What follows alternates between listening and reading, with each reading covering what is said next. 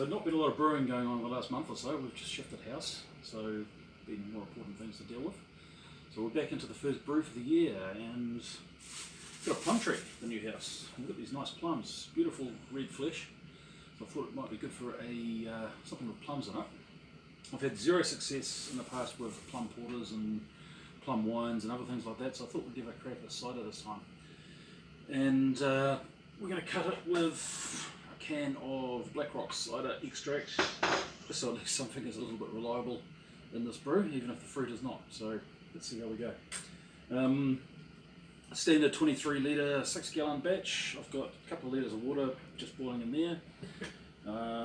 I've got a bit of advice from a few people, the forums on Homebrew Talk, and then just talking around on Facebook and stuff, just seeing how people do it.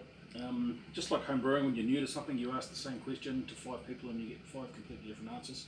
So I don't know the best way to do this. I'm just going to give this a shot and see what happens. But the question really was, do we boil the fruit or do we not boil the fruit? Yeah, people don't agree on that. I've gone with boiling the fruit because I picked a lot of the fruit off the ground and there were quite a few bugs flying around.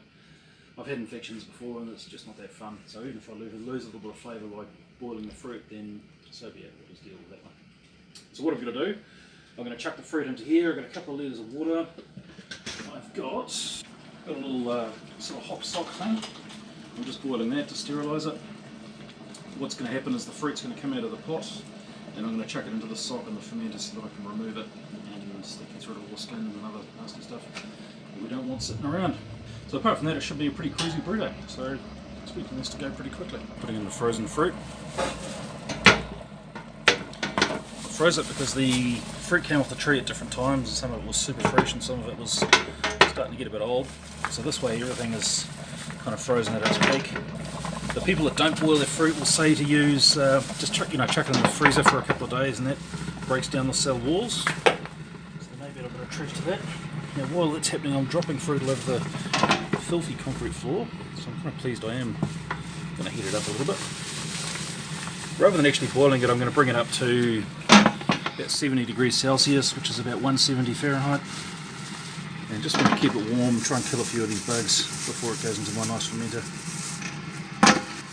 Sort of expecting this to take 10 minutes or so once the frozen fruit chills it down.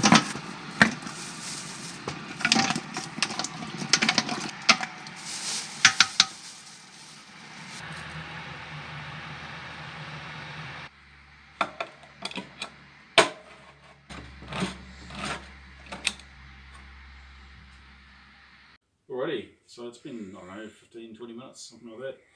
It's just been steeping at about 70 degrees Celsius or 170 Fahrenheit. It hasn't really broken down, it's not boiling, it's still got bits of whole fruit in there, still got stones in them. I think you just put the stones in with everything else, but correct me if I'm wrong. So, now all I'm going to do is add the cider cap, bring it up to 23 litres, and then chill it down to fermentation temperature. Now to help with that, I've got a keg full of water. I pre-boiled that yesterday because I don't really trust the bugs in the water, so that's just how I do things. So that's nice and cold. That should take my 70 degree must, or whatever you call that, down to mid-20s I would guess. So let's see what happens. I'm going to stick this into a small pot just so it's out of the way. Mess.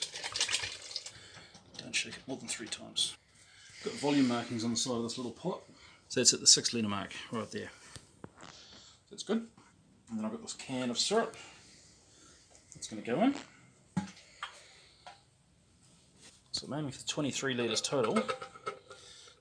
This is an 18 litre vessel, so I'm just going to fill it up to the 17 litre mark, and then I can transfer into the fermenter.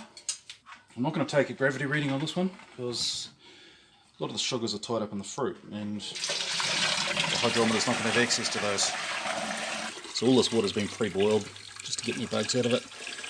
I don't trust the water in the new house, so I actually went out to Mum and Dad's place and pinched some of their beautiful rainwater. So it shouldn't have too much in the way of minerals and stuff. Alrighty, so the next trick is to get that plus this into the WilliamsWarn Brewkeg.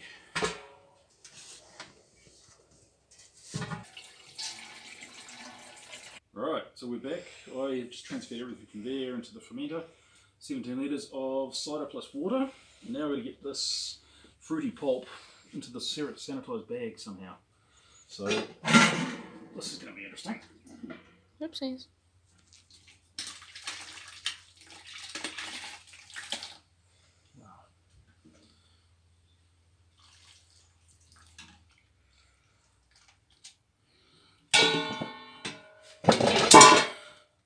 So I guess what we can do now is pour it back the other way.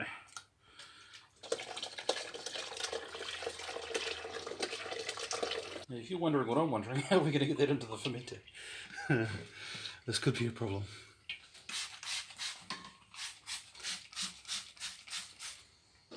Righto, let's do it.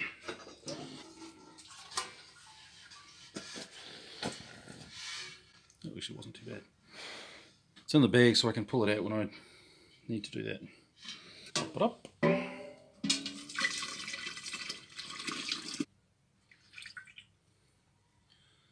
So it looks like it's mid-20s. It's a bit warm. So I'm going to give that a little bit of time to cool down before I stick the yeast in there. Another hour in the fridge and we should be ready to pitch.